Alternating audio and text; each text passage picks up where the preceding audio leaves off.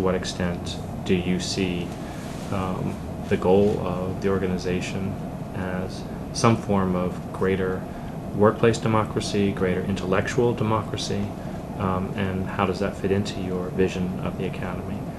Often the faculty perceives the university as structurally intractable, and I mean, as I think you were saying in your talk, often it's true they don't actually really have any power to change that much, because, you know, and I think in some cases it's for very regrettable reasons, like they're more interested in negotiating a 4% salary increase for themselves. I invented the 4% number, but I'm sure it's some number, than they would be in advocating for their students who are getting, you know, for example, a 0.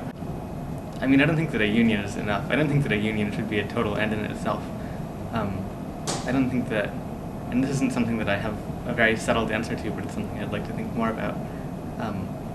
I mean, I think that you would have to rethink the way that scholarship and the sort of substance of the academic work is done, and not just the way that you have some kind of wage relationship or other kind of, you know, more or less economic contractual relationship with the university administrators. I mean, you'd also have to rethink your relationships with your colleagues and the way that you're individualized, or the way that collectivities can happen or can't happen. And, you know, I think that there's a lot of democratic potential. I mean, this institution prides itself on being an especially meritocratic place. So there are working groups, workshops where graduate students and faculty and visiting scholars sit down around tables and hash out ideas, and everyone's sort of on the same plane. These examples of this and a kind of valorization of this meritocracy is something that I hear a lot on this campus. And so it struck me that when I started to think about the division of labor on campus in terms of custodial, clerical, groundskeeping, student teaching, and then faculty teaching, that this is the only time on this campus I've heard the term Maoism. And this was in relation to my bringing up the division of labor on this campus. And so on one hand we have meritocracy, and then on one hand discussion of division of labor is Maoism. It's the most important thing that GSU can do. I also agree with Eli that union shouldn't be the only part of that democracy. The way we've been organizing now actually is to try to distinguish the union from student governments, and this is partly a tactical issue so that we can clearly say what student government shouldn't be doing when the administration tries to say that everything should just go to student governments, and we have allies in student government who will tell them that there are some issues that the administration needs to talk to the union about. But I guess I think that one important thing is for people to be organized, and that organization means, on the one hand, the creation of some kind of community that's able to act together. And that's something that we have an advantage in the university in relation to, because in a lot of especially precarious workplaces, you don't have nearly the same kind of relatively stable community that we have here. People often talk about universities having a high turnover because people graduate in 4 years, or in our case in graduate school 10 or 12 years, but compare that to workplaces where people work 2 weeks and leave. So I think we have that as a potential base to go on, and I think that has already made organizing much easier than in some contexts. But then I think in addition to community, and there needs to be some recognition of the potential for conflict, and I always like to think that unionizing is not about conflict. Conflict is created when administrators and management decide that they don't like what we're doing, which is creating community and creating the opportunity for people to have a say by restructuring the institution.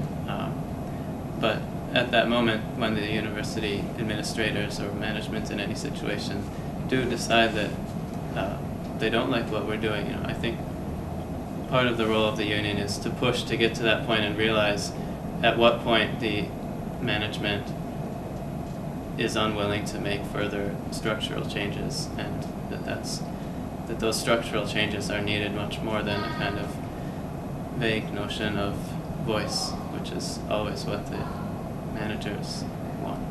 Yeah, just trying to figure out how to frame this, and I guess that I can really only sort of register like continual shock at the fact that the universities in general continue to try and entertain the idea that they are apolitical entities, and that scholarship is apolitical, and that rhetoric is used it's used so often, so frequently, and that I think it can only be sustained by a regular refusal to recognize and acknowledge and take into account the experience of everyone who is affected by the university's actions. Because anybody who has experienced large bureaucratic structures, large managerial structures like the university, as being very strong political actors and very anti-democratic, as I sort of talked about my own experience earlier. And I know that there are many of those that register out there, and whether you want to use the phrase anti-democratic or whatever, or simply sort of unjust, I mean, the university as that political actor is definitely there. And so recognizing that, how do decisions get made about what the university is doing, and that sort of continual belief that they can somehow make objective decisions in the administration that don't take a side, and thus they don't need to take in the perspectives of students, of workers of all sorts on campus, of the people in the community around the campus, because somehow they have the objective vantage point that none of these people can speak to. The fact that they just persist in that myth amazes me. I'm not sure amaze is the word you really wanted to use, but we'll allow it to stand. I mean, I think it's really important to talk about what has come out of our organizing, even if we haven't achieved some sort of union yet, even if we haven't, raised wages yet, or even if that raise will be very minimal.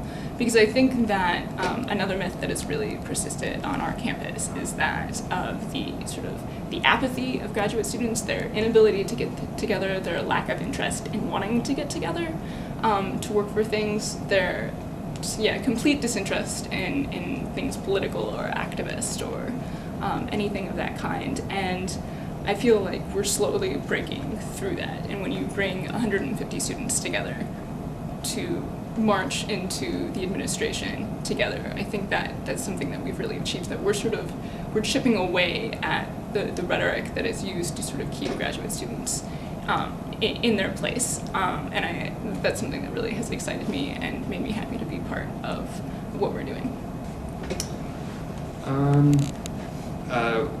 The way organizing changes your sense of the campus, and changes your connections and relationships within the campus.